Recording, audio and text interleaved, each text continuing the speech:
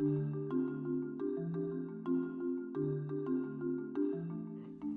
don't know if anyone out there's seen the movie Thank You for Smoking. Most people have. Fantastic film.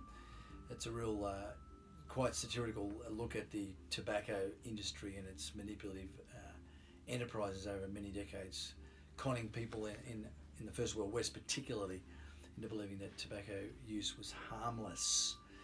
There's a great scene in the movie where they're actually on a panel show, talk show, and there's a panel of people there, and the villain in the plot is Nick Naylor. He's the spin doctor, if you like, the spokesman for the tobacco lobby. So his job is out there to make tobacco look good in spite of all the evidence to the contrary. It's to make tobacco look good. So they introduce this panel and they start with a mum who's the president of Mothers Against Cancer. Then there's some other person. Then there's the gentleman by the name of Ron from the Health and Human Services Department from the government. Then there's a boy dying of cancer, bald head, looking horribly sick, dying of cancer from smoking. And there's Nick Naylor at the end. So as they introduce them all, there's kind of this sympathy and this engagement with the audience, with the panelists, until they get to Nick. Then there's this absolute disdain, this kind of abuse and ridicule, and it's even spitting at him. So there's booing, and so you can imagine the scene. So you've got this scenario. Now, just then, right then, Nick Naylor, the tobacco industry's representative, very, very clever.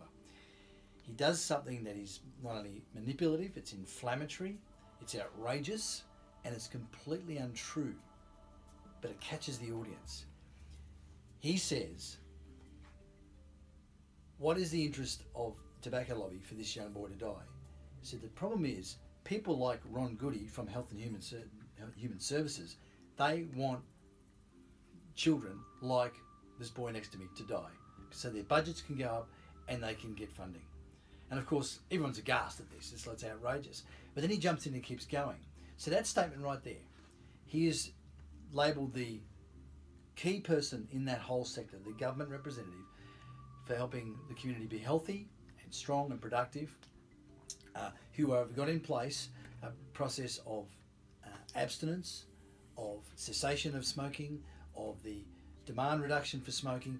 He's targeted that person, saying that's the person who wants your children to die. Now, boom, right there, you've got that audience, and you've flipped this whole thing on its head.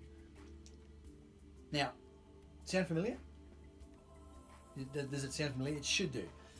Because in recent days, we've had another push again by pro-drug activists in our community to actually decriminalise and legalise or legalise drugs. And it's fascinating to watch that same particular line come out. And the statements say like, prohibition is killing our children. Not illicit drug use is killing our children. Not taking psychotropic toxins into our body is killing our children. But legislation and mechanisms of demand reduction, of abstinence, of health protection, of early intervention, of demand reduction again, in play based on a prohibitive model that says drug use is dangerous, we don't want it in our community. That's what's killing our kids. That model is what's killing our kids. It's just, it's staggering. And if you're not thinking about it, it sounds very compassionate. This faux compassion can be hijacked very, very easily, very, very quickly. And it has been, as we saw in the movie, Thank You for Smoking, it was hijacked very, very quickly.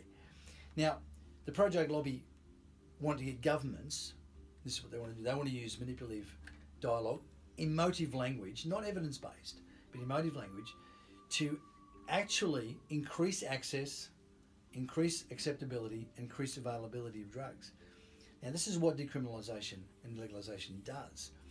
Now, in the drug policy and the national drug strategy, there's basically three pillars: supply reduction, demand reduction, and harm reduction. And unfortunately, harm reduction has taken over the other two pillars and undermines them quite consistently.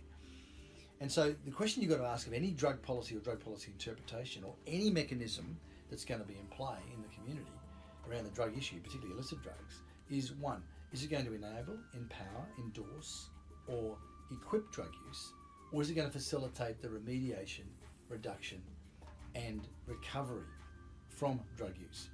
Now, it's either doing one or the other. And I don't know any community that's wanting to see more drugs in their community, except for the pro-drug lobby. Of course, the drug users are in play. So the propaganda that's being used didn't work in the film. Well, it worked at the start, but it didn't work. And hasn't worked in the tobacco campaign in this country. But the pro-drug lobby are using the same tactics, believing it's going to work for the illicit drug regimen. 2 questions I want to leave you with. Anyone out there, very, very important questions you have to answer in the community. Does anyone out there believe that their children or grandchildren will be better off on illegal drugs?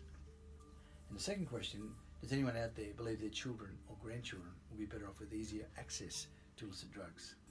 For more information on this, go to www.nobrainer.org.au and check out the paper, The Greatest Drug Pusher Ever, Permission. Thanks for listening.